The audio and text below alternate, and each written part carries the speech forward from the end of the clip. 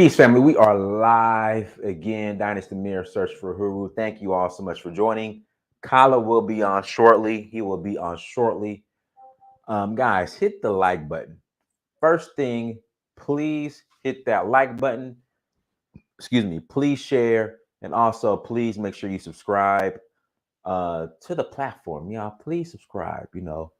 Do all that. That's what I want you guys to do. Like, share, subscribe, like, share, and subscribe. Couple of announcements.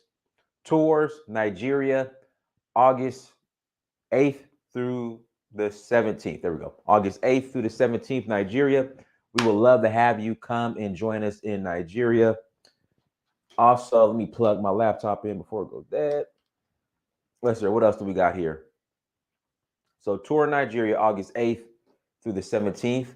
Then we have Sierra Leone, November 20th through December 3rd. November 20th through December 3rd. We will be in Sierra Leone. Citizenship is available to those who qualify. Again, citizenship is available to those who qualify. So hit me up. Make sure you go to danfo.africa. Again, visit Danfo, DANFO.Africa. Again, DANFO.Africa. Make sure you go visit Danfo.Africa. We would love to have you on the tours. Also, the shirts. People are always asking, Dynast, where do you get your shirts from? These are my shirts. My line, Amir. Again, my line, Amir. So, guys, make sure you go to ilamir.com. Grab you a shirt or two or three. Again, your mom need one, your auntie, your grandma, everybody needs a shirt. And go grab a shirt. Again, ilamir.com. ileamir.com. ILEAMIR.com. Go and grab you some gear. I greatly appreciate it. Looks like Kala's trying to get his camera together. So we'll let him. Kala, we're going to just throw Kala in the fire now. What's up, Kala? What's going on, brother? How's it going? Hold on. Let me get my my speaker. Hold on 1 second. Can't hear you. That's on me. No, what's that?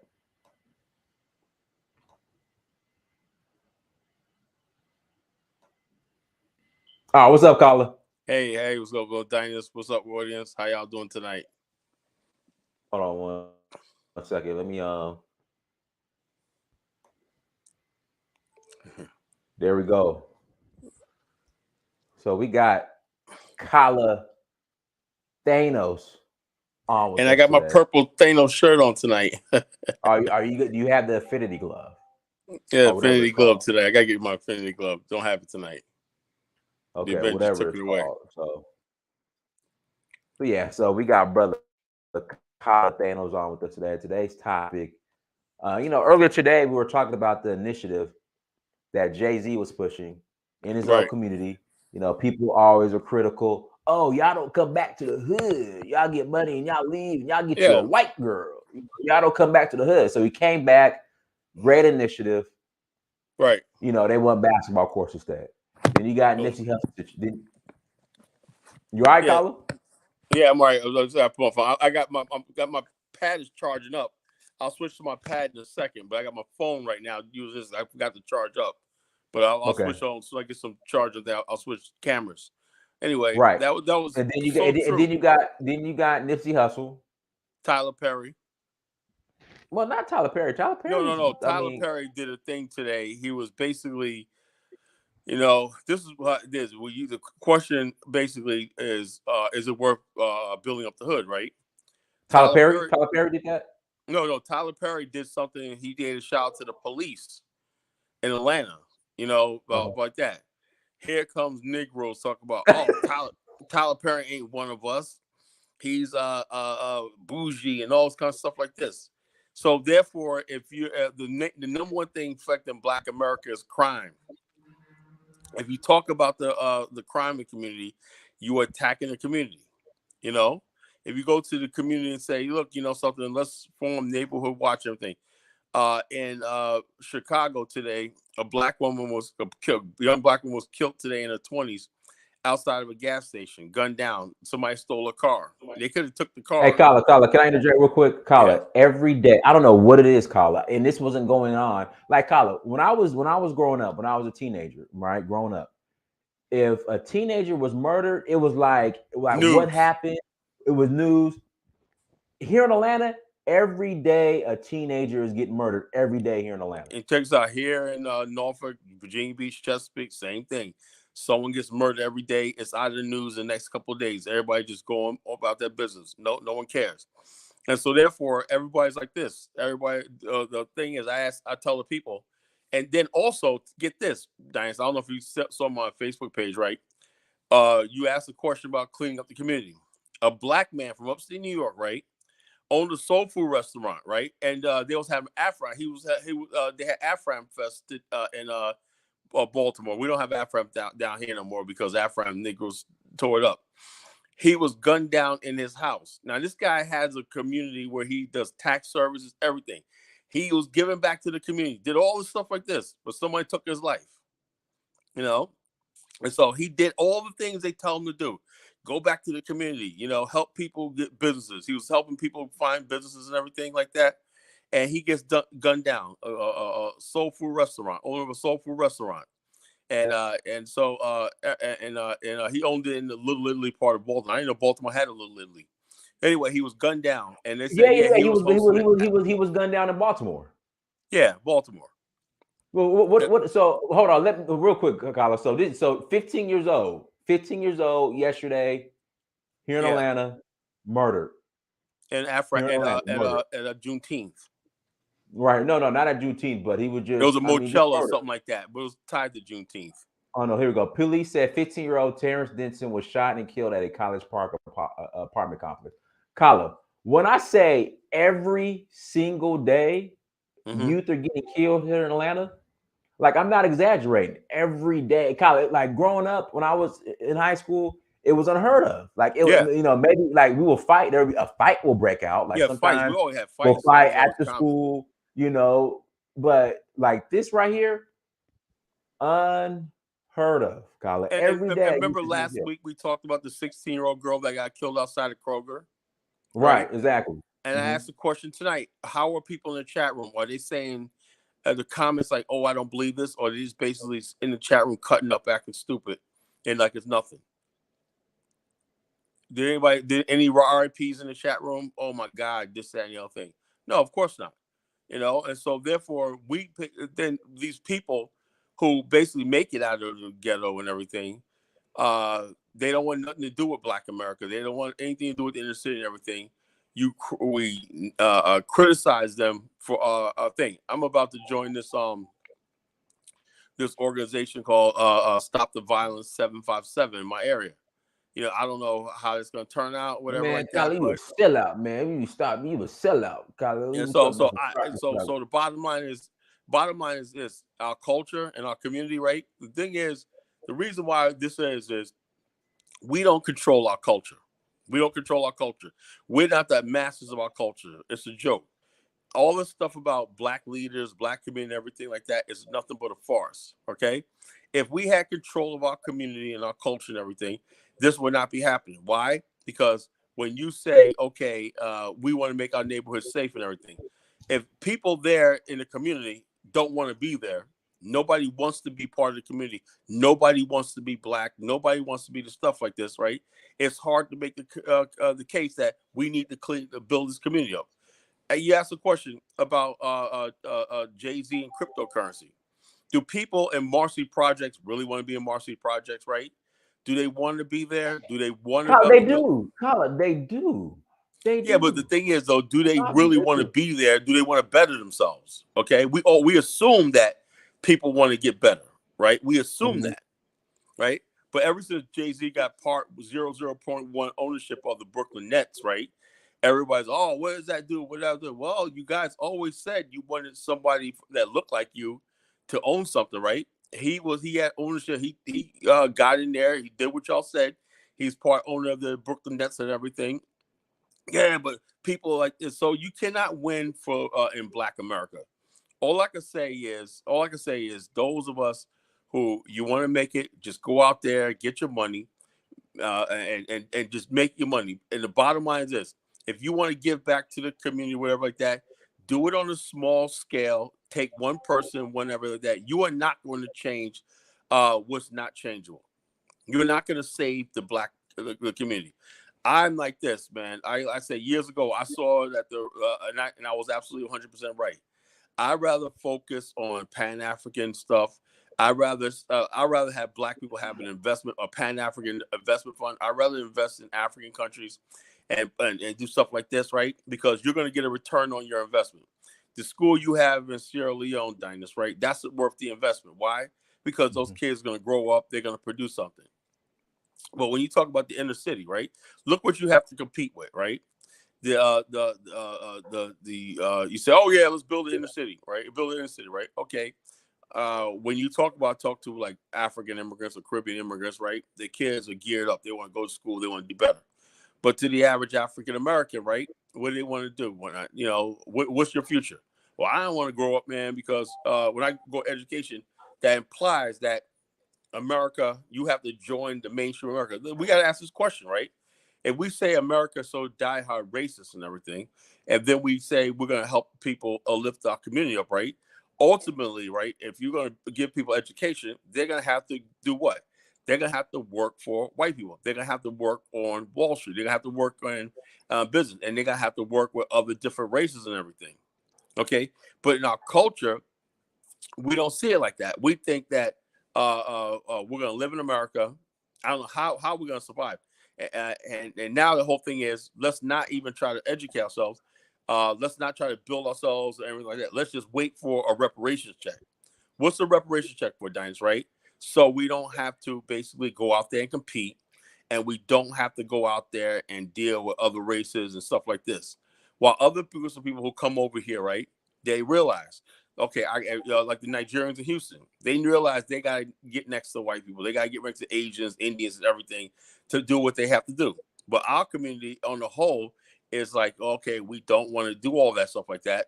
We want to fix. We want the government to fix Black America. Why? Because we on one hand we say we want integration, but what we really want is a nation. No, we shouldn't have to go to white people for jobs. We should have our own jobs in our own community and everything like that. Okay, so who's going to be over the job? Black people. So you got. Hey, Drano, do me a favor, Drano. Guys, if you're gonna donate for the school, I'll pull up the site. But like if you're donating for the school, do it through the site africapersonified.org. Again, africapersonified.org. I'll pull it up here shortly because YouTube, they're gonna take their cut and then this goes to a separate account. So right. Yeah. So next time, guys, I'll put it up shortly. Go ahead, Colin. Yeah. So the whole thing is this.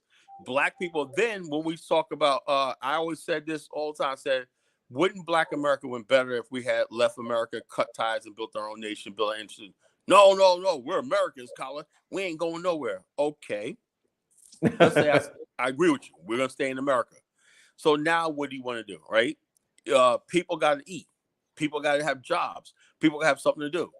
America is not offering you no other way, but you come to them for jobs. That means you got to humble yourself, right? You got to humble yourself. This is why I can never understand the Black separatist. That's why I got out of the whole called Black separatist movement in America, because all it did was, and I thank God my life was saved. They spew all this hate against white people. Oh, white people are the devil. White people. But he said, okay, if you say the white man's a devil and everything, but damn, I got to go to that same white man that you call the devil for a job. And then when I do get that good job, right, you want me coming by your shop on 125th Street buying your books and tapes. See what I mean? We got to go. You say, well, stay with the white man. White man's a devil. White man, this, that, and the other thing. But the ones with the money are the ones that got to go out there and work for the white man and stuff like this. Then when you have people who so-called made it out of the community, right? Show me anywhere where you have all these people that's out here, this activists and everything, and you got rappers and everything making millions and millions of dollars a year. How many rappers support any of these activists and what they're doing? How many rappers donate to Umar Johnson school? None. They're not interested in that. Why? because the rappers know who ultimately is paying them. They're part of the mainstream of America. And Umar Johnson is a separatist movement, right? And Black America on the whole have rejected separatism, not because they don't think it's going to work, it's because they know ultimately what that means is you're going to be around a bunch of people. And like I said, it's okay when you're in your 20s and 30s. Then when you turn like 35 and you're still with no job, no education, everything, and you're on the street corner talking all this Black Power stuff, and you got younger people coming up behind you, right? They're driving nice cars, they got their degree, they did one thing. You look like a freaking fool. You're talking about building a collective, you know? And the whole thing is, you see it all the time, Don, right? You know, now the new hustle is you get on YouTube, right? And you berate people who are not in the community. See, what they do is they'll get some dusty building, right? In the hood, right? And they'll put some tech desks in there and everything. So every weekend we got the children in here and we're doing this, that, and the other thing, right? And so it shames other Black people, like, oh, he's back, you get intimidated. He's in the community, he's doing something good. No, he's not, you know? The problems in the community are so freaking systemic, right? One little resource center that they got, one little whatever after school program like that is not really doing nothing hood. It makes you feel good and everything. And so therefore they say, okay, yeah, don't donate to my school, donate to my this. We're in the community. I'm putting in work and everything. That's only for their own personal aggrandizement to attack other Black people, right? Who don't see no way out. Now, if we had the sort of community where it was progressive and people were doing things, everything, then people would come back and contribute and build and everything. But remember what happened a couple of years ago? There was an activist up in Chicago, right? She was an activist and everything, and she was gunned down. You remember that? Yeah, gunned down. Yeah, gunned down. And so I asked a question. I said, look, so, you know, people put their lives on her. She was probably one of those ones that felt, I got to do something for the community and everything. And the same community took her life, you know, and it happens all the time. You put yourself, we had this one right here in Norfolk, right? There's one lady said, oh, she'll get the shirt. I'm sick of hearing this. You know, she'll give you a shirt off your back. And two thugs, one that robbed her and whatnot, you know, robbed her and killed her. So whatever they want, they could have escaped. But the bottom line, she's out in the community. She's doing an activist. Hey, Colin, keep going, but give me like 3 minutes. Master's mom is here to pick him up, so give me like 3 minutes. But keep going. Okay. So that's what the problem is. The problem is we don't have a community that's really thing because there's no code of honor in our community. There's no code of culture, and there's no code of culture. It's basically gimme. Let me what you can do for me. Give me this, give me that, and then when you don't give that, you're a sellout. You're this, that, and the other thing. Then when you do come into the community, like Jay-Z did, right? I'm gonna help people with cryptocurrency and everything like that, right? Now, this goes to a larger picture. Now, the people who are the loudest, right, who'll say, "Oh, Jay-Z ain't doing shit," right? They're probably online somewhere, not even living in the community, right? They're not going to even, let's say Jay-Z say, you know something, man, because of the backlash I got, I'm not going to do it, right? The people that could have benefited from all this, right, are sitting back without anything. Here's what happens all the time. The people that says, okay, if somebody's going to come here and do this, I'll take whatever you're going to give me. I'm going to benefit from it. But the whole thing is because somebody's not cutting you a direct check, you know, because somebody's not coming down here giving you money, handouts, and everything. They're coming down here with something that could work if you put the work into it. We don't value education. We don't value all this stuff. We say we want this, and we say we want that. But the truth is, when somebody does offer this to us, right? Oh, that ain't nothing, because the people that make decisions for us, right, make decisions based on emotion. You know, it's not logic. There's no Black community. There's no plan of action for the Black community. There's no plan of Black America, right? Because the people that basically were shouted down don't lose out. Their kids probably don't go to that school. They probably don't live in Marcy. They probably don't live in that community. And so therefore, they'll sit there and be like, hey, look, you know, we don't care about Jay-Z and everything. And not thinking that, man, Jews, okay, if he's going to open up a crypto school, whatever like that, you know, there's some kids like there that might become the next billionaire or whatever. But we don't care about that. We don't really care about this. So therefore, when it comes down to the election time, right, We all say, "Oh, where's the black agenda? Where's the black agenda?" Well, fool, nobody's going to create a black agenda but you. They want the white people to say, "What's the black agenda?" The white man's not going to come up with a black agenda.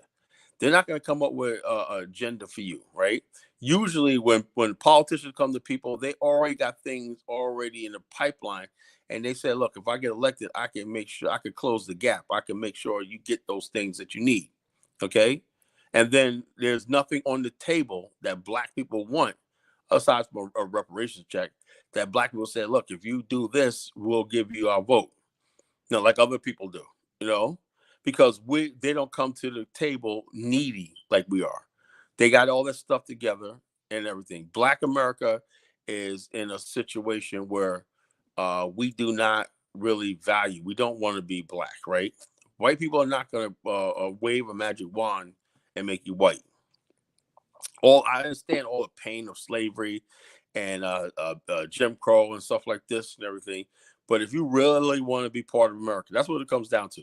If you really want to be part of America and you really want to be part of the system as you claim you are, right? Like I said, I don't believe that, you know, and I do believe that black nationalism and Pan Africa is the way to go. But since you don't believe that, right? Okay, so we're like calling your bluff, pulling your card. If you don't believe that and you believe that you're American, you're a foundational black American, you're ADOS, FBA, and everything, why is it that when somebody does come to you and say, look, we're going to build this so we can build your community. We're going to increase the police presence so you could live safe in your so-called communities that you claim you love so much, right? So every night, black people in throughout America are living in terror.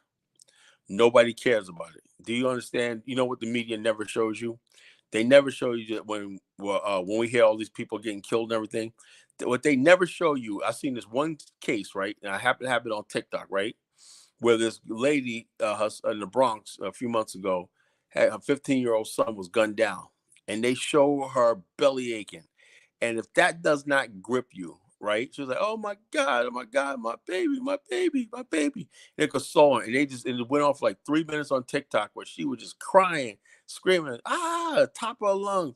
Ah. See, now if you saw that, right, then that would change some of you people, right? But the only time they ever show that is when there's a police shooting or something like that. Then they might show you that.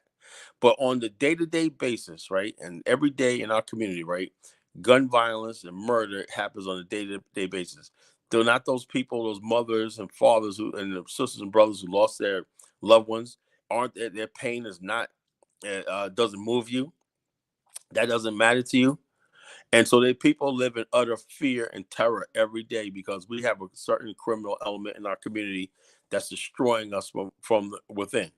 Now you claim that these are your community. You claim that these are your homelands, basically. You claim the inner city and urban, all stuff like that is your homeland. But the people that actually live there are living in fear. They're living in terror. And what do you give them? You give them a Juneteenth holiday to pacify them. And you say to yourself, okay, well, if these communities are going to be sustainable, right, they got to be livable, okay? If the best and brightest, right, as soon as they get some money or get some education, they move out and everything, and all you left is a riffraff, you're not building anything. So the question tonight is the hood worth saving? So if the hood was worth saving, then you have to basically change the hood. And I always said, right, look, there's a difference between the hood and a community. A hood is not a community. You know, it's not a community. There's two different things. A hood is just when people hang out and stuff like this. Is people there from different circumstances. A community is what the Chinese have. The community is what the Jews have. The community is what the Bangladesh people have. You know, the Pakistanis and whatever, the Indians. These people have actually communities. They basically look after each other. They have a code of conduct and everything.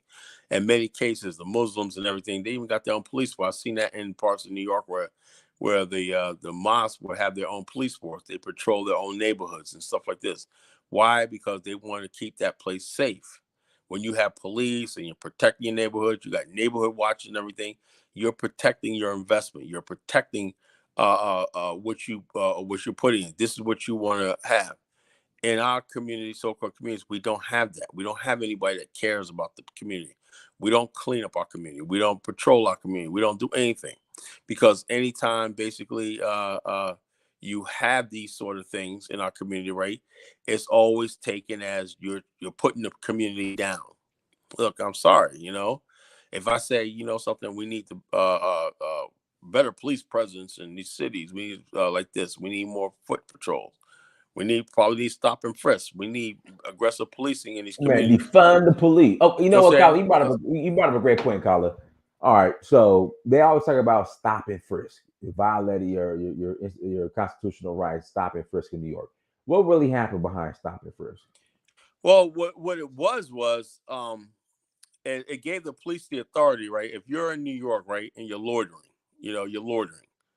and people knew that if you're loitering in one area and stuff like that, and they know they targeted like high crime areas. Okay, most of the time when once in a while you'll have people who were caught up in stop and frisk, that one they say, okay, we apologize, sir, go on, whatever. But if you're living in a high crime area and they're watching you day and night, you got cameras and everything, they're watching you frequent the area. Now, I'm not the smartest person in the world, right? But if you see a dude in the area with no job, no nothing, right, for 12 hours, the police are seeing you there for 12 hours and everything. I'm pretty much sure that On the you're same doing corner, something. on the Huh? same block. Yeah, same block for 12 hours and whatnot. And then what you see, yo, man, I got a right to be out here, be a grown ass man. And the question is, okay, when you go to any other community, people are getting up, going to work, they're going out, Mm-hmm. they're conducting their business, they're doing what they got to do and everything like that. And you see them. The police know who to freaking target. But when they see the same people standing on the corner and everything like that, doing nothing and everything, they roll up and whatnot. Okay, you're loitering, you got some ID, whatever, you know. Oh no, and that's what it was. And so therefore it wasn't like targeting areas where they know there wasn't crime and everything. It was just basically, look, we see you out here and everything like that, this is an area with drug traffic and everything like that. So we're gonna target this area. That's not uncommon. It's like a mild form of martial law. When martial law happens, people don't really understand something. If they ever declare martial law, right, then they have checkpoints and everything, military checkpoints on blocks, corners. You can't get in your block. They said, well, my rights. Well, your rights. That's out the door. We got martial law now, and black people don't want that. We would rather have the criminals and the crime and everything than martial law. And that's a problem in Black America. Black America, for the most part, we're anti-police. This is unlike any other place in time in history. Okay, no other place. You go to friggin' I talk to people from South Africa, right? Black from South Africa, right? They're like, well, foreigners need to come here and respect our laws, right? Have you ever heard of a black person in America say, well, y'all need to respect our laws? Because on the whole, right? On the whole, we don't feel like the law is ours. That's dynasty. That's a freaking fun. That's a problem. When you're living in a community where you're at the mercy, you're tethered to white mercy. Black America is tethered to white people. Like let me give you an example. Remember when they had that arrest of Bobby Shmurda in the housing project? Remember that? Who? Bobby Shmurda, the rapper. The rapper. Okay, they arrested what, like 40, 60 kids. These were kids ranging from 14, had a whole community in terror.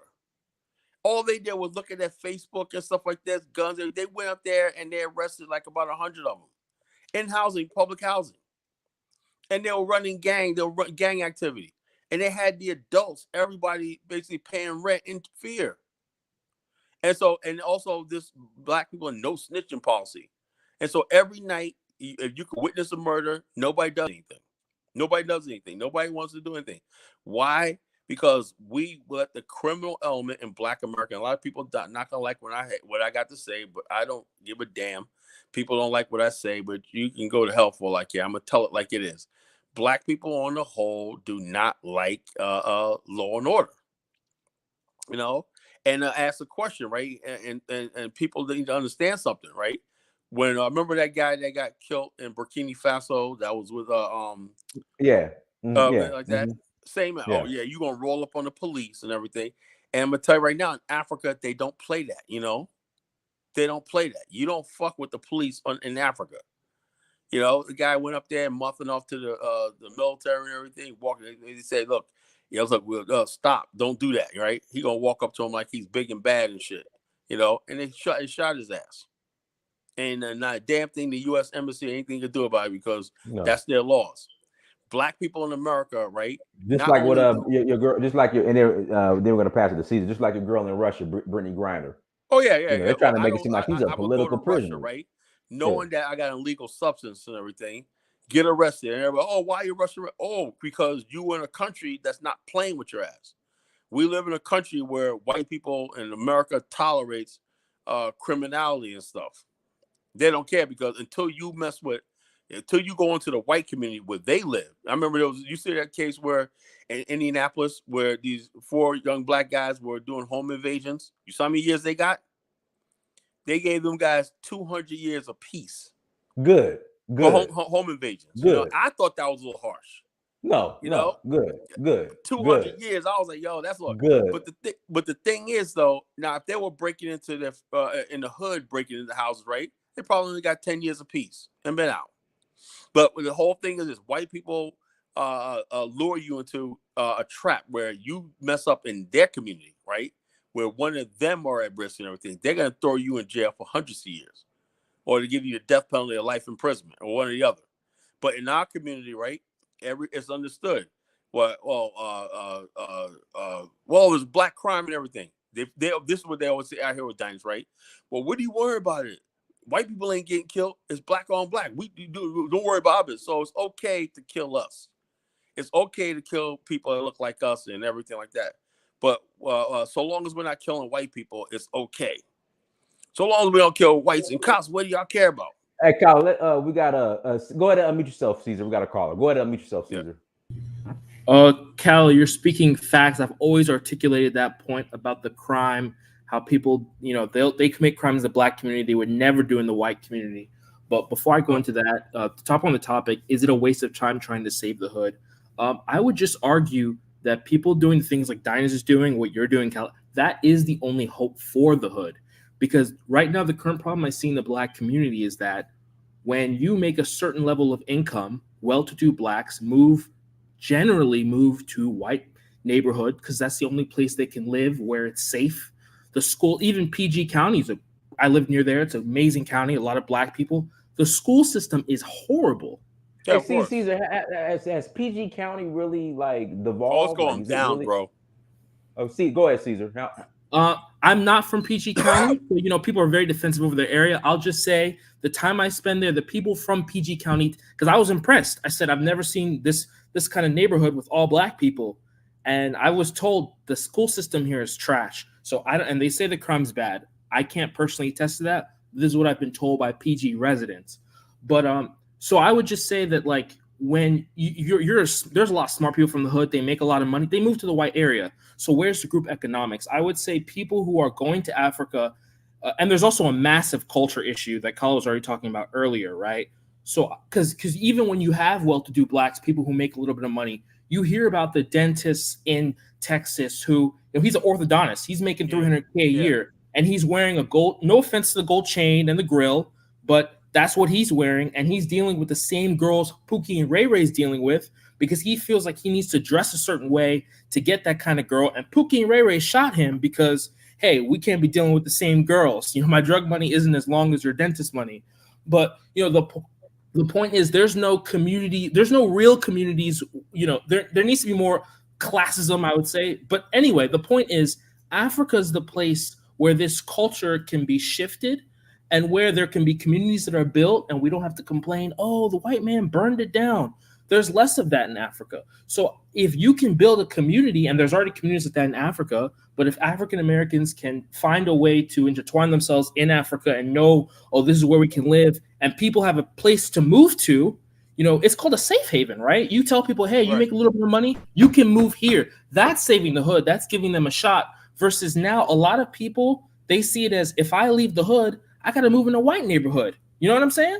So I think, listen, and like Kyle said, we're in a constant state of terror. Like we want to leave the hood, then we move to the racist Trump supporter white neighborhoods. Right. Let me tell you something, right? in our community, right? Unfortunately, this is what happened, right? Black people, when we do have a like Dakota, Texas was once a community up and coming and everything, right? But now look at it now. You know, people as soon as somebody gets wind of it, right? Everybody starts bum rushing. It's called a bum rush. Everybody starts bum rushing, PG County in Maryland, bum rush Soto. You know, let's bum rush Compton, right? As soon as, like I said, black people always start out, right? This is how we always start out. Everybody come out here, everything's good, nice community, everything. But the whole thing is, you know, the what's over your shoulder and what's in your head is the mass. What do we do to the masses, right? See, white America figured this out, right? They figured this out. See, the thing is, when you don't have any power of the power of reward and punishment, right? Trying to build your community inside America is not going to work, right? White people said, look, man, we got all these white young men in the cities in Detroit and New York and everything. And they get involved in gangs, juvenile delinquency and everything. You know what they did? Right? They passed the Homestead Act, right? We'll give you free land, right? To settle out there. So we want you to get out of the cities and everything, right? When you're causing trouble, we'll give you free land to settle, right? The Homestead Act was based on the fact that whites could own land, right, and not pay it back, right? The government will give them loans and everything like that, so long as they're not using slave labor. They wanted to start disincentivize thing because the slave economy was growing and it was competing with the rest of the country. It was a growing thing in the mid 1900s, right? You know, farmers, right, that outside the slave plantation said, look, we can't compete with the slave system, everything. So they had the Missouri Compromise, right? Above here, no slaves. Below here, you can have slaves, okay? So the Homestead Act, when it was signed, was to give millions and millions of acres of land in the West, right? Indian territory and everything, to white settlers, right? To encourage them not only to not do slave farming, slave passages, but to also farm. You know, now, let me ask you a question. And then after the World War II, okay, they had the GI Bill. They had a GI Bill. Okay, come back here. We'll give you free college education. We'll give you loans, start houses, everything. You got a leg up in society, right? There's nothing you can do to young communities in our black communities in our country and say, look, there's a better way. Now we could have all the police, guns, everything, but until we have the thing of power of reward and punishment and stuff like on our hands, we cannot do that. They said we can reward you if you do this and everything. You participate. Missouri was a perfect example. There was a lot of people that went to Missouri, white people went to Missouri, that were sympathetic to the criminals, the James gang. You guys ever heard Jesse James, the James gang, right? Mm-hmm. They were. Hey, Tyler, we got some other callers too. So okay, let me say this. So, okay, they were going out there. They were going out there, and they were robbing stages, robbing trains, everything, and they were folk heroes to the people. And then what happened was, after a while, right, the people started siding with the government, and they distanced themselves from them because why? They saw the future. They said, "Hey, we're doing good right here. The government's answering all our stuff. We're getting loans. I'm growing cattle. I don't need to rob and everything like this." So therefore, a lot of criminals went straight in the West. You know, they went straight because they had better opportunity. I'm not saying that thing, but I am saying is, if we have a culture where people are glorifying this sort of lifestyle and everything, and when you glorify that sort of lifestyle, the gang, what you see on the radio every day, kill this nigga, sell this drug, blah, blah, blah, blah, blah. And you're coming in there with another culture of the community. We're going to build like this. Dude, man, you're not in 1965, right? They want to hear the trap. You know, we're living in the age of the trap, the fast money, all this stuff like this, you know. This is the truth, right? So when you're coming there with your straight and narrow stuff and everything, that does not sell well in these communities, and you end up getting frustrated. People are frustrated. I'm not doing nothing.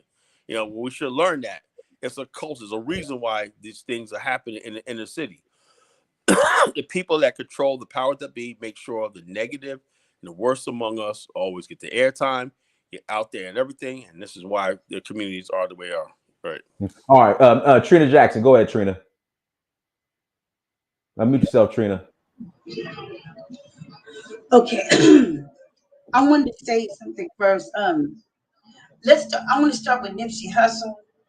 I think the problem with Nipsey Hussle and going back to the hood was, I think he went about it the wrong way. I think the problem was he had good intentions, but once you get money, you have to get out of there. He was too stuck on like keeping it real, and I'm from the hood. I don't want them to know that I'm a sellout, so I'm just gonna stay visible in the area.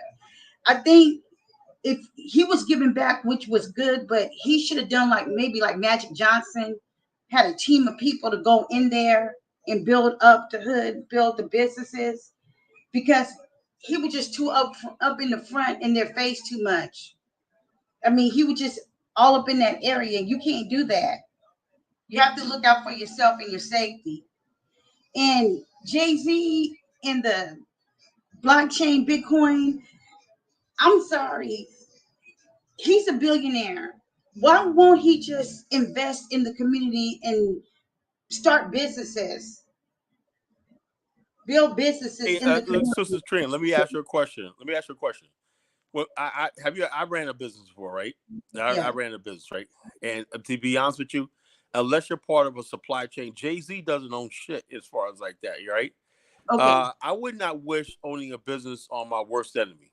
It's friggin' it takes you years before you see a dime. You got to work all the time and everything, and especially in a place like New York City and everything. When you see businesses and everything, these people are what people don't see when they start. Or when you see people in a business, right? That Indian guy you see, the Patel, Uh-huh. whatever. He's living. Him and his wife are living in that store for 4 or 5 years, right? Mhm. Paying back loans and everything like that. They're barely making it. They're sleeping in that restaurant. Black people aren't willing to do that. Black African Americans not willing to do that. These people, said they're taking loans, taking debt and everything. They got a lot of overhead and everything. So when people think that business is the answer, right? We were never that sort of people that will do that, right? Because it takes a lot of sacrifice. Immigrants will do that. They're coming from third world countries and everything. They're coming from without. So when you tell them we're going to live in back of our gas station, right? And they do it all the time. You go to any storage unit, particularly in the East Coast of America, and if you see Indians and everything, rest assured they're living there. You see little old Indian in the hotels, and everything. They live there for years before they're able to buy a house and move on. We're not able to do that. We, let me just interject right here. We don't come. The reason why we don't build businesses, in my opinion, as Black Americans in this country, because we don't come from a build culture. We got all that stripped when we got integrated. When we were in several segregation times, we had our own.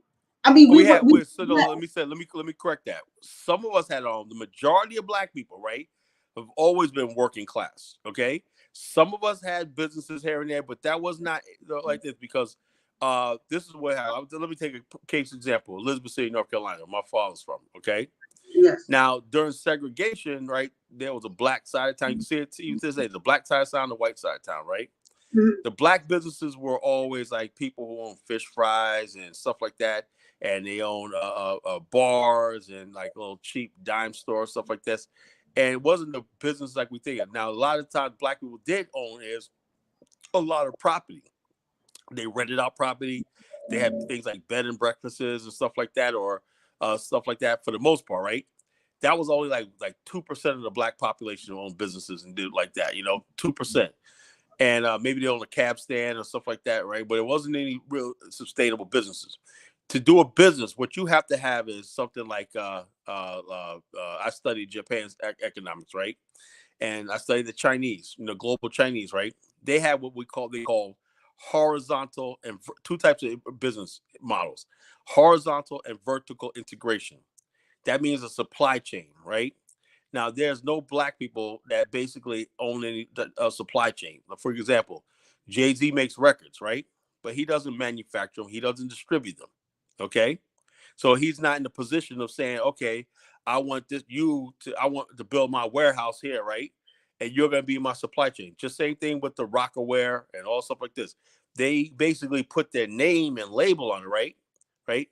But where the materials come from, to the people that make it, even the people that distribute it and everything are not in his hands. You see what I mean? So therefore, we never had that supply chain and stuff like that. That what they call vertical integration. Vertical is when everything goes top to bottom. Horizontal means, okay, I have, let's say I have Collar Corporation, right? Multi-billion-dollar corporation like Halliburton, right? I got government contracts here and everything. I have subsidiaries all over the place. But 30% of my operations, right, I don't want to invest in, right? So I'll give it to Trina. Okay, you're going to be my main supplier over here. We're going to give you the tools, everything to supply this factory with this material for the next 20 years. And you got an opportunity. You'll basically say, you know something? It's called a multiplier effect. You'll come and say, you know something? I'm running my factory, right? But I need supplies from this, that, thing. I'm going to look for another black person to supply me with oil, this, that, to run my business, right? You see? Other people, that's what's called vertical and horizontal integration of business, okay? And they take that model all over the world, okay? And they keep it under one specific. We have never gotten to that point. Anytime you see a black billionaire, right, he's usually horizontally integrated into a white operation, you know? And they tell him where to get his supplies from, just like Cold Stone ice cream, right? Perfect example model, right? Cold Stone ice cream. And I said to myself, I looked at it a couple of years ago. I was like, I like to buy one of these Cold Stone. I'll think about it. And the guy that owned it said, man, you don't want to get this, right? He goes, every last single thing we do in Cold Stone, right? We have agreements. They have all the suppliers and everything already contracted in. So I can't help nobody. Let's say I want to buy a new flavor of ice cream. Yeah, right? With franchises, you got a franchise, you know? Yeah, it's already locked in. Much, locked in. So the way the system works, right? The system works, right? System. Now what we can do is this. We can just look at Jay-Z and people and say, we thank you for your accomplishment. You're an inspiration. Okay. But these people, Jay-Z's, even Robert Johnson, they're not going to be in any position to make any difference in Black America, you know? Because there's black people have no space. I would even see if we had control over one state in this country, or with the majority, where we gave the master contract to this agriculture manufacturing group and everything like that. That has never happened in America, and there'll be bloodshed before that ever happens. You know, we don't have any power in society. We got another caller. Gas them up. Go ahead. Hey, what's going on? Can you guys hear me? Hear you just fine. Go ahead. Okay, so just wanted to point out, I mean, Kyle's on fire, Caesar's on fire. What's up, Trainer? What's up, Dennis? Just wanted to address the topic about saving the hood. Personally, I look at it like this. The hood was not created by black people. This was created by government intervention and government policy. When you have redlining, when you had the GI Bill, right? When you have, of course, benign neglect, right? Purposely done. Right. And so now you task the individual who doesn't have that Herculean effort to create that monster to now, because I have the same skin color as these people who I come from. And I'm not saying that you shouldn't help out at a communal level, but to now turn around and task me with this, responsibility that I didn't create is the biggest trick in the book. I'll give you an example, a modern day example of what's happening right now. I just saw the article, and I want to hear what you guys think. So Drake just dropped a new album, right? I like it, me personally. I love it. Dance album, right? All the critics are saying, oh, I don't like it, whatever. Irv Gotti just came out and said, oh, I have to find the new DMX. I have to find the new Jay-Z because what Drake is doing, that ain't hip hop. So what he's essentially saying is hip hop is murderous destruction, money, cash holes. And that's what he has to come and find, because Drake making dance, feel good music, which is what hip hop was about. When you listen to Grandmaster Flash and the Furious Five, when you listen to Grandmaster Caz, they were talking party music. Kool Herc was making party music, dance music. That's what hip hop was about in its infancy. It wasn't murder, NWA BS that they're talking about as hip hop. Hip hop was dance music. And so you can see what this guy is saying. He's saying that, oh, Drake is trying to bring an end to hip hop, which is a good thing, because guess what? What Kyle is saying, none of these young men will be in the trap anymore. Future is saying, young N-word move that dope. Young N-word move that dope. This kid, little TJ, just got shot in New Jersey from the Bronx. And this is part of Let me ask you, like here in Atlanta, every day a child, I consider a teenager, a child is getting shot and killed. Now every day rappers are getting killed. Gas them up. What's going on? Like what am I missing? I mean, who knows? Who knows? I saw some stuff, I don't want to get too conspiratorial.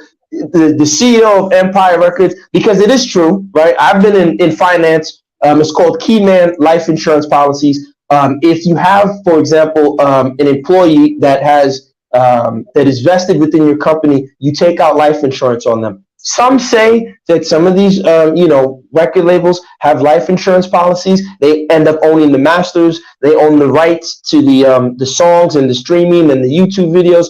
And Jadakiss said it best, right? Dead rappers get better promotion, right? So that's. I'm not listening to none of these. Nobody's bumping none of these rappers after they die. For the most part, lately, I don't know. Listen, outside of Tupac and Biggie, yeah. I mean, who's really listening to a? No, these kids are still listening to XXXTentacion. They're still listening to Young Dolph. I give you him. They're still listening to Dolph. They're listening to a couple of them. I don't know if it's entirely the streaming. Who knows? I'm just showing you that this guy Irv Gotti is. Look at the trick. Hip hop in its infancy was dance music. Kool Herc took the Jamaican, bringing speakers outside, that whole Caribbean, African, Latino. You get a bunch of speakers, people get some beer, you roast your meat outside, that type of party vibe, and he brought it to the Bronx where these immigrants and tethers. I was there. Yeah, Colin, he knows. Colin's from New York. He's from the same background, so he knows this. To 1990, right? That's before corporate America came in there and said, you know something? We got something here. White people like this stuff. We're going to change it, right? In 1990, they said, look, we're going to change the face of this, right? All the rap. Look at the rap in the 80s and the 90s and everything. Hold up, I got a call. Am I still on? Yeah, go ahead. I had a call that came through. 80s and the 80s, the 70s and the 80s, 90s, whatever. It was all about partying, having girls, good time, everything like that. In the 90s, they said what sells is gangster rap, right? And the audience of hip hop. Colin, and Colin, I don't mean to cut you off. I'm gonna show you, Colin. I'm gonna show you something. Colin, can you hear me? The Fat Boys and all the other people like that. Big Daddy Kane were the only records that were able to make money with a strictly black audience. Colin, can you hear me? I want to point something out to you real quick. Then you have the. Can you guys hear me? The 90s. Colin, can you hear me? I can hear you. Check this out. Oh, Colin, I just want to point something out to you real quick, Colin. I don't want you to cut your wisdom. Look at the slick stuff that these people do. You were around. You're older than me. Now, when hip hop started, you had it for self-destruction. You had all these positive songs. You had X-Clan. All of a sudden, I'm not trying to get you in trouble, Dynast. You had Brand Nubian. This guy on the West Coast, who's sponsored by a particular person from a particular ethnic group, right, named Eazy-E, finds this guy called so-called Dr. Dre, right? And they introduce gangster music. And Dre, one of his lyrics, he said, it's that gangster shit. No dreadlock, no medallion, no fist. Just that gangster shit. He's ushering in this new stuff. Now, here's the ironic part. None of them were street dudes. Eazy-E was a low level. He was not a street dude. The actual real gangster rappers like AZ from Harlem, who was with Alpo, the Schoolie D from Philly, Cool G Rap, those were real street dudes. Mm-hmm. And you look at how they didn't take actual street dudes. They took these dudes from LA, the home of Hollywood with all these actors, got these kids who were never in the streets to present an image to Black America. And it's straight out of Compton. Now, I was listening to this guy, may he rest in peace, he's one of the OGs from the West Coast, Monster Cody. Monster Cody grew up with Miles Davis. Miles freaking Davis, who influenced Fela Kuti, was in the same house with Monster Cody, the gangbanger. So you can see what these people purposely did. They got these 4 guys and nobody calls them out. They all love Dr. Dre in the West Coast. Yeah. And I'm not mad at them. Make your money. But these people were agents. I mean, cut your wisdom, Kyle. Go ahead. Okay, yeah, exactly what you were saying, right? And then in the '90s, right, we had this thing came out of nowhere called Hot 97, right? In the '80s, we had KTU, Kiss FM, BLS, and everything. That was black-owned stations and everything like that. We controlled the flow of what we saw on the thing. I mean, back then we used to have this thing called the underground. We used to have mixtapes and stuff like that, right? Your stuff got played. If your stuff was a little raw, right? It was rough, rugged, and raw. You was on underground, DJ Red Alert, and all these other people on the underground, right? And then all of a sudden in the '90s, right, we had this guy that came out of nowhere called Funk Max Fleck. Nobody know who the fuck this guy was. Andy Martinez, Wendy Williams. What the fuck these people are? They be like, oh, hip hop New York. They got rid of all the social commentary out of hip hop because we used to back in the days. Do you know what the #1 biggest fashion thing in the late '80s and early '90s was? HBCU gear. You know, black colleges. Exactly, and they took that out. They took that out. They took all that out. All the black conscious and everything. They slowly and they said we're gonna. You remember the Malcolm X shirts? Remember the Malcolm X shirts back in the day? Malcolm X shirts. Yeah. All that gone. As soon as that West Coast nonsense, and I'm not beefing with the LA because y'all get real sensitive when we talk about this West Coast people. Y'all get mad. Cut it out. As soon as y'all brought that nonsense, and unfortunately, it wasn't even the real gangsters. At least if it was real gangsters from the West Coast, I would respect it. These dudes were not street dudes, but they presented this image purposely, and they led. I mean, this gang stuff. Hey, Brandon, is this the book right here, Thug Life by Monster Cody? Brandon, Pan African Strikes Back. Is this the? I'm gonna download it on Audible. This the book. He says it's one of the best books ever written. So I'm gonna download. I've listened to old boy who founded the Crips. What's his name? Tookie Williams? Yeah. Tookie Williams was, no. Tookie Williams. Raymond Washington? Raymond Washington. They made it very clear that Tookie Williams was not a founder. They made it. No, it was Raymond. It was. Wait. I'll tell you something funny, interesting. Now, again, no, don't come for me, West Coast. I'm not. I'm just watching what I see y'all put on the videos with Kev Mack and all them. The dude, these guys, Raymond Washington and all these dudes, they were trying to be like this weightlifter. I forgot his name. Craig Munson. Craig Munson had a gang called the Avenues, and they were trying to be Baby Avenues. Craig Munson was like, "Get the hell away from me," and whip their ass. It's like, "Yo, get out of here. Y'all not with me." And these, you know, no disrespect to them, but these were a bunch of dropouts. I'm not mad at them. You know, shout out their elders, whatever, because, you know, like I said, these West Coast people get real sensitive. But they were a bunch of dropouts who didn't want to go to school, and they created a cancer. And that cancer has spread all throughout the United States of America.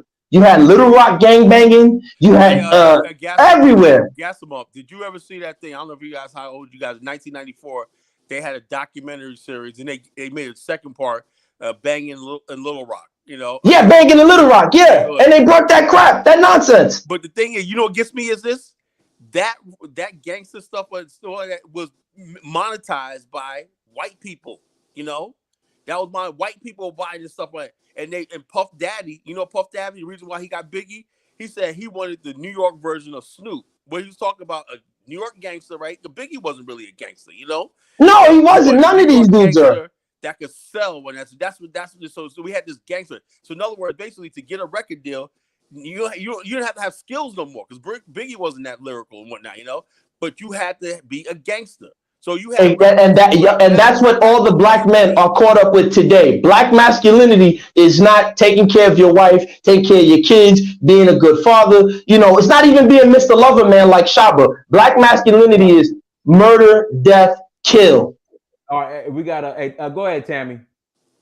Hey, Dynast. It's been a minute. I appreciate it. Thank you for having me on and patching me through. And I see the fellas. They saying what they got to say, and it's all, to me so far, it sounds very relevant, and because they speak in facts. In regards to hip hop, this is a subject that I do have a show, a whole YouTube channel, which is called Hip Hop Talk. I've been doing it for about like 6 years, and I want to go back to the title of your show. Was it about Nipsey Hussle? No, well, we were talking about Nipsey as well, but go ahead. Oh, okay. All right. Because I was just looking where Nipsey Hussle's brother, they just opened up the smoke shop. Something he said he started the business, the family business Talk with. about Black Sound. Oh, blacks. Well, I didn't catch that part. The Okay. fellas can continue on to that. I'll jump in where I fit in. All right. I just wanted to check this out. Thanks you, Tammy. Check this out. I just wanted to talk about the fact that our community, right? And it used to be a time, right? I remember this is before you guys were born. You guys 82. Okay. Maybe that's when I was I was a young teenager, right? 13, 14, 81, 82, whatever like that, right? When we went down, we used to always go down to the Bronx to get our style, right? Back then it was Lee jeans, shirts, beat what do you call eyes eye shirts and whatnot, and these other kind of shirts, silk shirts on it. Sometimes we put our letters on and everything. We had our own style, right? We created our own style from the streets, right? And basically, we used to have this thing called, if you copy somebody's style, let me give you a hip hop quiz. If you took somebody's style, right, without permission, what was that called?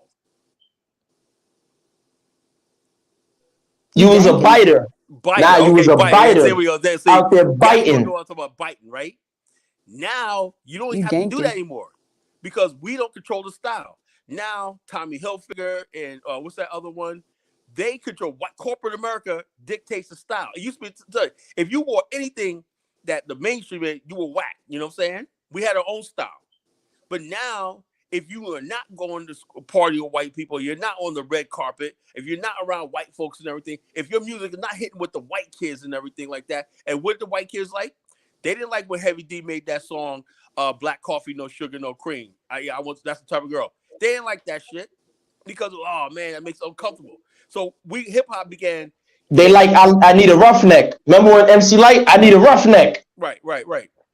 The whole thing is when white people started liking our music, right? It changed. When it was just us, we had songs like Bonita Applebum, even the Lost Boys, Renee, they were a fun group. I was on the end of an L at a club with Freaky Ty, of the Lost Boys and whatnot, man. Dude was cool as hell, man. Came and dapped me up, man. Like, family. And he had this rapper down here called Family that was cool with him, right? We used to call it Family. But everybody's going to Family. He came to the club one night. We were just sitting there chilling with him one night, Lost Boys and whatnot. That's the sort of rap we got. Even the broad dudes. Kyle, I want to ask you a question because they keep saying this myth, and this is my personal beef. I'm especially, and it's not a West Coast bash, and I love the West Coast, man. But can we stop with this lie that gangs were created to protect the community? That's bullshit. That's bullshit, man. Hold on, check us out. What happened was this. Initially in the 50s, right? White roving mobs used to come into black areas in Los Angeles, right? Newly black people, and just start thinking. Black people form themselves into sets to protect their neighborhood against white mobs. But just same thing that's happening right now. After that, right, these gangs these get together. They have nothing to do and everything. Some of them join groups like the Black Panther Party and stuff like that.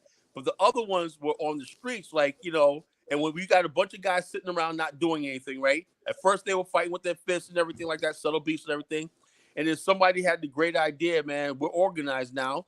We could bring drugs into this area and everything. There's, like I said, there was no love for the community, love for the community. Because how can you love something, right, if you have somebody telling you that you're oppressed and the white man's holding down and everything like that? So you begin looking, your community is not, this is my heaven. So we have to be honest with ourselves on this show and everything, right? Is our community our heaven where our family is? Or this is a hell that... Wait, but Colin, you said that these mobs, okay, because I'm like I said, my background, I know East Coast. I know back then when you was coming up, you had gangs like the Golden Guineas. You know what I'm saying? You had the white boys who used to come through and do. But when have we ever seen an organized gang resistance against white supremacy? I've never heard any documentation of that. It was just briefly, in like I said, just like I would say, not even a year in LA. That was it. Because after the white mob stopped doing that, the gangs started turning on each other. That's what happened. Yeah, because I'm like, man, these people, look, you read the comments in the chat, these people keep making excuses. And that's why I've been saying that the black community in America has to become tribal and cut some people loose, just like Young Dolph and OT Genesis. You got to cut it. Right. If your cousin is a gang member or whatever, he ain't part of your ethnic group no more, man. He may look like you. You got to get rid of him. You got to understand something about black folks, right? Now, if you come and say that I'm a Pan-African, the black will cut you off in a minute. You know, if you come in the community and say, you know, we need to build this, we need to respect our women, they'll cut you off like this. But if you're saying, yo, kill, burn, murder, just tear this shit up, let's party till we die and everything, oh man, you're the man. You know why? Not because it's all because of fear. Okay, Black America lives in a constant state of fear. You know, let me say this, right? There's three conflicts in mankind, right? There's man versus nature. We fight nature. We're born. We survive. We take our first breath. The next conflict is man versus man. Man does judge other men. Men fight against other men. Men protect themselves. The established hierarchy order, right? The last conflict, right, is man versus himself. Man versus himself is, how do I respond to what's good and what's evil? That's the hardest part. Black people the black man in America don't know how to respond to himself, right? Am I that gangbanger, right? Because we see ourselves, when we see somebody out there doing wrong, we're scared to say that. That's man versus himself. Okay. But Kala, at what point? Hold on. We got a Kasha Zulu. Go ahead, unmute yourself. Okay, my fault. Oh, he dropped off. Let me bring on Elvis real quick. Hold on 1 second. Elvis Morris, go ahead. Hey, what's going on, Elvis? Hey, Kala, man. I'm happy I found you on the platform, man. Yeah, this is I guess the honorable man, Elvis, the Hogarth family, one of the founders of Arlington, Liberia. You know, so I invited him on the platform. You know, I met him last summer at his house. Yes, sir. All right, go ahead, Elvis. What you got to add, brother? Yeah, I wanted to invite you on our show on the platform on Focus on Liberia, man. Kala, we really want to hear from you. You know, that's a platform where we want to discuss things like this. You know, there's a rift between the African community and the Black, you know, the African Americans in the United States. And I think we really need to have that discussion from our point of view as, you know, African immigrants. And, you know, we really want to bridge that gap. Elvis, not to cut you off, brother, but that's not the topic right now. We're not talking about a rift right now. We're talking about something. Okay. Sorry, man. Sorry, my bad. And again, talking about the topic tonight, I mean, I grew up here in the United States, you know, as a young kid. I came into this country pretty young. And, you know, my family, my moms, they're always afraid to let us get too friendly with African Americans because of the exact topic tonight, the gang violence, you know, in the Black community. I have cousins who've gone to jail for attempted murders. You know, we as immigrants, we come and we you know, gravitate towards African Americans because you guys look like us. You know, you have similar culture like what we have back home, and we get pulled into that. You know, most of the time we go down that line of getting to gangs and just, you know, getting locked up with African Americans just to, you know, in the same way. So for me, I kind of stay away from the community now. I kind of move away from, you know, Black communities here, and it's the same thing with successful African Americans. Once you get some success, you want to leave. I mean, it's the same thing for Africans. We all want to get out the hood and go to somewhere more prosperous. You know, it's like that for every group, even white people. This is the whole thing, brother Elvis. Nobody wants to have this conversation, you know, because it's man versus himself. Okay, it's hard. It's hard when you see people in your own that look like you not doing right. But one thing I do give African immigrants, right? They will voice themselves before African Americans will. You know, they'll say, "Yo, well, that's not us" and everything. I was just on Facebook. Our sister Kyle Fambula. I call her my teacher. You know, I call her my teacher. That's my Liberian teacher right there. Anyway, she was like, "Colin, man, you know, I posted Deadly Clowns thing, right?" And she goes, "One black person doing it don't represent all of us." I said, "Unfortunately, in America, it does." Okay. And that's why when we see Black people messing up and everything like that, it's like, no matter how hard you work, when somebody gets out there and they act a fool and everything like that, that reflects on all of us. And that's basically the cross we have to bear as a minority group, right? We can't get away from that, you know? And like I said, what is it going to take, right? It takes more conversation like this. I think we're starting to turn things around a little bit, right? Here's the problem, right? Politically, right? when they come to us politically, right? We can have this conversation all we want. The first thing they're gonna say is, well, like Brandon so eloquently said on his show today, the number one thing facing Black America, right, is not racism. You know, we have problems with crime and all stuff like that in our community, right? We're still trying to fight the 1960s, right? Every time you see the Black social justice warrior, what do? They go get black uniforms. They put on an afro and a dashiki, and they try to relive the 60s. The 60s, we got our ass kicked. You know, let me put it to you like this. A lot of those black guys in the 60s and whatnot, black militant and everything like that, when they introduced drugs into the culture and everything, they all turned into drug dealers, drug addicts, and everything. They went out with white women, everything. It was so 60s is nothing to glorify, you know. And also, let's be honest with ourselves, right? The Panthers and all these people, these were young kids, 19, 20 years old and everything. How you got people 40s and 50s talking about, well, Huey Newton said this. Well, Huey Newton was a young man, right? You know, you're a man in your 50s. Carlo, let me interrupt you 1 second, please. I have a question real quick, and I guess most African Americans don't probably know this, but a lot of people in Africa look up to African Americans, especially some of your heroes, like, MLK, Malcolm X.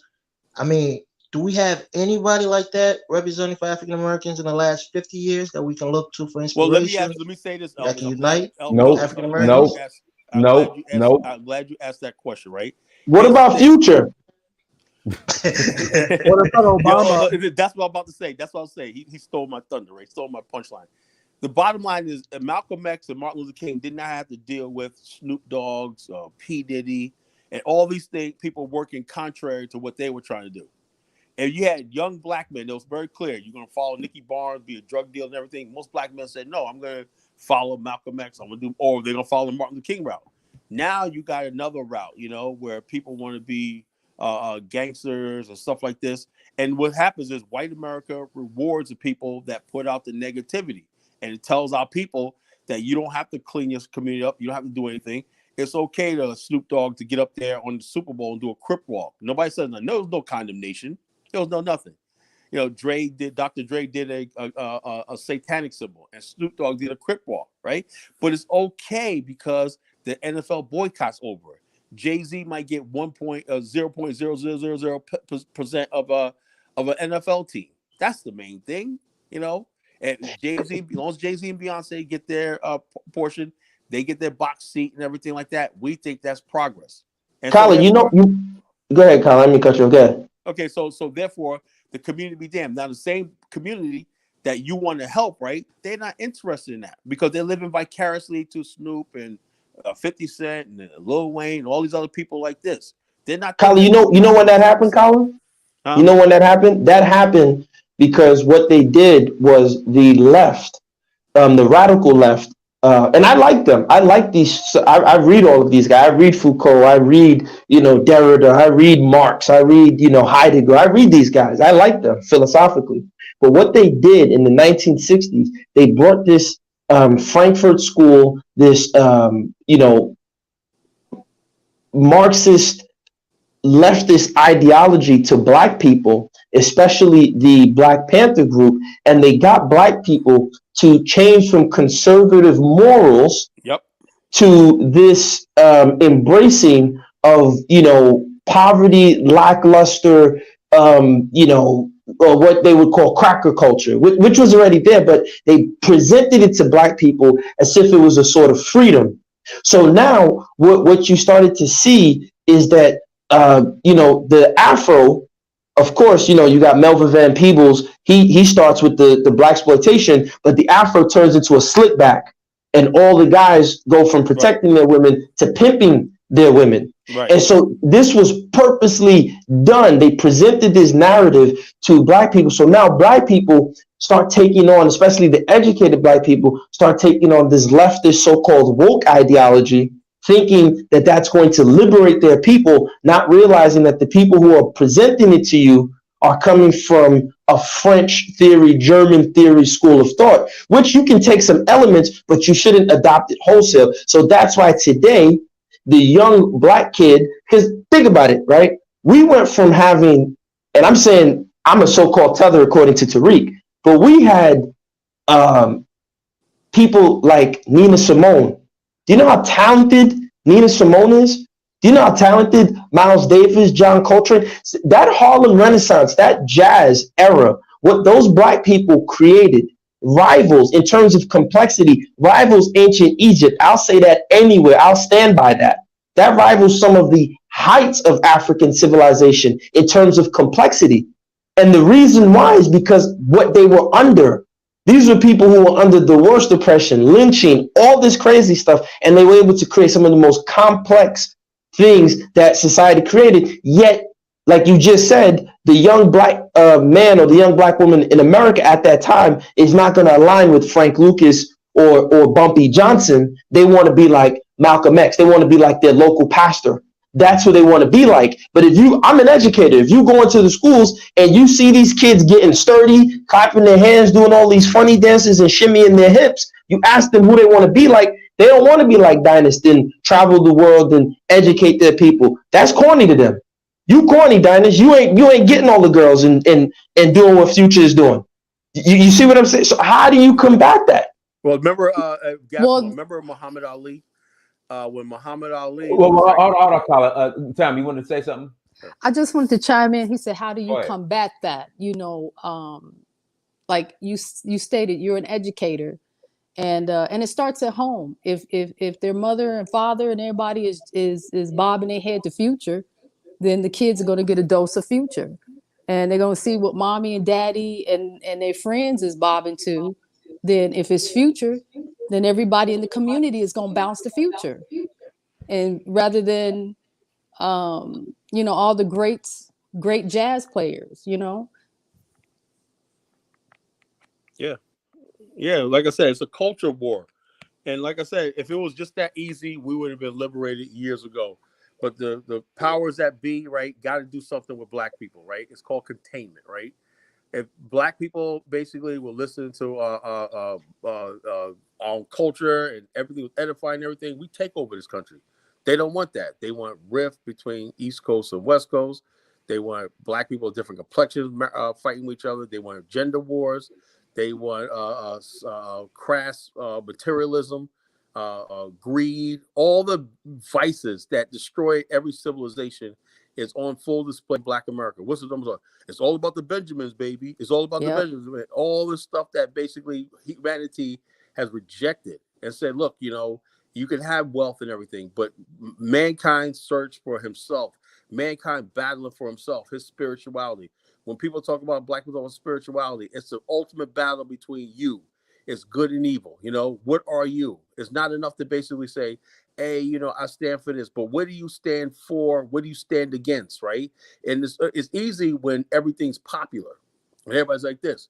But when you stand alone, right? When you stand alone to say what's right when it's not popular, very few people won't do that.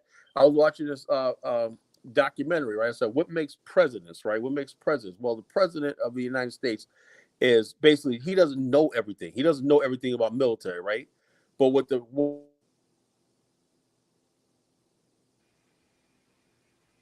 Dynast, I want to ask you a quick question. You there, Dynast? I'm here. Now, my question to you is this. You from a village in Nigeria, Yoruba village. Now, you've been to your village numerous times. We've seen the videos. You're a prince in your village, right? Right. Now, your village has an identity. It has a culture. They have a certain way of behaving. I'm sure when you went to the village, on your way there, they probably said, oh, you from that village. Oh, your people are like this. Your people are this. They're strong or they're business-minded. They have a certain aspect and traits about them from your village. Am I mistaken? Correct. Okay. My question is, and again, I'm a tether according to Tariq, so, you know, it's just my question as a so-called outsider. If the black people who don't want that hood BS around them, if they don't have those traits and characteristics, just like in your village, you can't go to the village 3 doors down and say, well, I'm from that village. I'm a prince in my village here. You better accept me, because they say, no, Dynast. This is your village over here. This is how your people act. We from over here. We speak Yoruba. We love you, but that's your village over there. That's your people, right?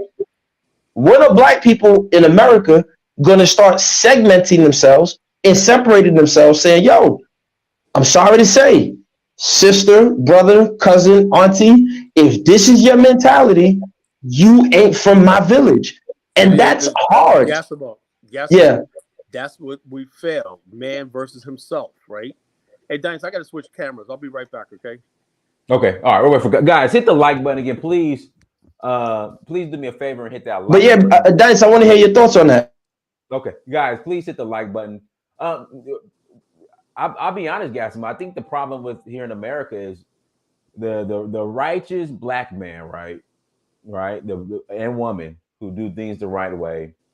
They just don't have the energy and time to confront Pookie and Ray Ray. They don't want to confront Pookie and Ray Ray, and that's the problem. So even though they separate and they move, they still have not confronted Pookie and Ray Ray. Said, listen, we're not going to accept this.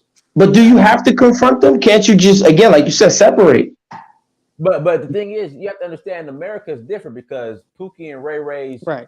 I would say behavior. Don't forget Shaquita and Shaquana's. Yeah, Shaquita and Shaquana, is subsidized by the U.S. government. So there's no, okay, here we go. There's no punishment mechanism that you could use to get rid of. Okay, I understand what you're saying. Yeah. And I mean that's tough stuff. And listen, like Keisha said, ain't nobody trying to get killed. Well, I mean, but then you can see this is like a sort of terrorism that the, like you said, the righteous black man and black women are living under. And like Kala said, black Americans are under constant threat of terrorism, no matter where they go. They go to the because this is crazy. Like I'll be honest, when I'm leaving my house in the car, once it's 10 o'clock on here on the East Coast, I just take an Uber. And I'm cheap. I want to walk. I like to exercise. I try to get my miles in every day, whether I'm a jog. But with all this shooting going on in New York, I'm like, man, I'm not dealing with these young retards. Because then you're going to force me to get my gun and start doing something. And now I got to sit there and be in jail with more Pookies and Ray Rays. So, what's cool? I'm going to take Uber. Or I'm going to take the bus. But in New York, you can't even take the bus because they're shooting and the bus is getting hit, Diners. Well, I'll say this much. I'll chime in on this much, and then I'm gonna go ahead and ease my way on up out of here. I'll say this much. United States is, we live in an NRA society, and Americans value their hardware, their weapons, and unfortunately, since we're not a civilized society, it makes for a toxic mix. And as far as the Black American, African American community, the Black community, when they chime them bells or ringing the so-called bells of 1865 and the young Black slaves and the slaves, left the plantation and ventured out to find the free land and be the free man, there was no time for, no one at that point realized, the psychology of what it is to be out here, to form build a healthy community, because we coming from a deficit. And in regards to music and hip hop, it's a frequency. It's a frequency. So the frequency, plays psychologically on our youth, and of course it's going to get exploited because there's money to be made. So it may not, obviously it's absolute that it's not healthy at all. But all right, while I'm out, I just wanted to chime that up in here. So, but it's been an excellent discussion, and as always. Thank you very much, sister. Very intelligent. Yes, I appreciate that. I understand where each and every one of you are coming from. The only thing that I say is, like Michael Jackson said, MJ, it's about the man in the mirror, and you battling thyself. And as a Black man and me as a Black woman, we can only do our part. And so our next generation, as they are born, they don't inherit the toxicity and the deprivation and the things that, and again, we're coming from a deficit. So as the generations and generational wealth builds, perhaps we can continue to rise and help the next generation be even better. Many blessings. I appreciate each of you. God bless you. Thank you, sister. Thank you. I'll see you next time. I'll be back. All right. God you. bless. And what we'll do, Colin, we'll go ahead and close out. We'll start closing out. So Okay. go ahead and say what you got to say, Colin. Go ahead. Okay, this is what I'm saying about this thing, right? We don't give up on our community, right? But I think these platforms right here, right? If somebody listen to this platform and say, I didn't know people felt like this. You know, I didn't know people felt like this. I didn't know like this. We're telling people, right? No, it's not acceptable. And bottom line is this. And people go out there and say, well, geez, you know, that's the way my community looks at me. That's the way people look at me. Yes. Right. And so in other words, basically, yes, Snoop Dogg is getting paid millions and millions of dollars to act a fool like he does. It does. All these rappers, these actors and everything, they get paid big money for this, right? But you have to live in the real world. In the real world, you got to deal with people like me, Dynast, everybody else, right? And we're saying, no, this is not acceptable, right? And then at the same time, when people say, okay, what are we going to do? What are we going to do for the hood? What are we going to do for the hood, right? And this is another thing. I'm going to close with this, right? And I really never mention people on these platforms and everything like that. I respect a lot of people out there, right? One person I'm going to mention is Jason Black, right? Now, he says a lot of good stuff, right? He's well-spoken. He has a lot of information. But he fails in the one thing, man versus himself, okay? He got the man versus man because he got the white man. Oh, white man this, white man this, this. People master that. But he made a mistake, right? He said that he tried to basically defend Young Thug by saying, Young Thug, I don't see any, yes, you know, he goes, I don't see anybody, why don't they round up the Klan? How are you going to compare organization that barely exists anymore, right, to somebody who's linked to 50 murders and destruction in the Atlanta area, turn the whole community out? I seen this one thing where the baby was at a gathering with all white. He went to some place and to have a shootout with somebody, right? These are people with money. So money is not going to solve the problem. People say, if we get a reparations check, we'll kill each other. If you gave every black person $1 million or whatnot, there'd be bloodshed all over the place. We wouldn't know what to do with it. Our mindset is not right because we're not having battle of one thing, man versus himself. Had we basically listened to people like Marcus Garvey, also we wouldn't be in this situation. But we failed. The white man, like Richard Wright said, appealed to the very lowest in us, right? He said, you can stay in America, right? But you're never going to have power. You're going to never be anything but a nigga in this country. But we'll give you enough. We'll benign neglect you enough just to basically have you outside. But all those things, right? You got to suppress that. You want to be a better man. You know you're better than this. You have something to say. The guy that created Good Times, if Sam's a black guy, he said normally stole from him. He said, I saw there was a beauty of Black America, a beauty of our culture that I want to get out there, right? There's a lot of hip-hop artists who want to show the beauty of Black America, but we don't embrace them. You don't get a chance to show like that, right? And a lot of times they suppress that, right? Because, hey, I'm going to show the worst of I am, right? Because that's what's popular. You lost. That's what I think about Nas. Nas is a brilliant rapper, but he went the negative route, right? Why? Because of peer pressure and to be popular, but not being righteous and not being what's right.